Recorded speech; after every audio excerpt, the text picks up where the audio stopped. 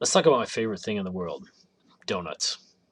Nice Boston cream donut, fresh glazed donut, all wonderful things.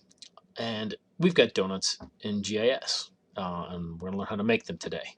So in editing, every now and then you need to create a polygon that's got an empty part or a hole in the middle. So these are called donut polygons, and we're going to learn how to create one today.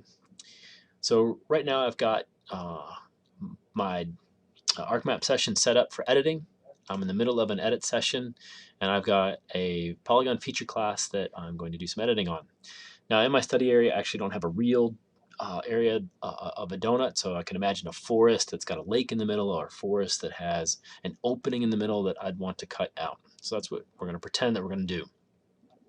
So in my edit session for create features, I'm going to click on the polygon that I want to edit, create the polygon construction tools, and the first thing that I'm going to do is digitize the outside of my polygon or my donut.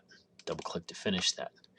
So I've got a selected sketch here that I've completed, and then what we're going to do is we're going to use the cut polygons tool to create the hole in the middle. Now before we do that, we need to do a couple things with our snapping environment. So I need to make sure that I'm using snapping.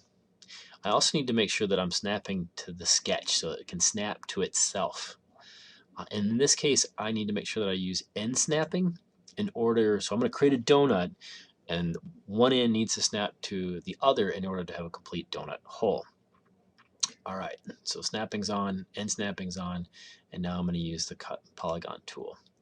And I'm going to create the hole in the middle,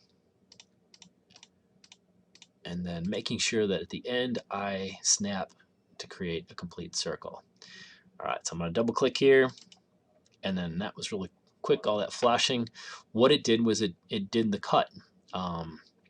So let's see what I've got. If I use the selection tool, I've got the hole and I have the donut.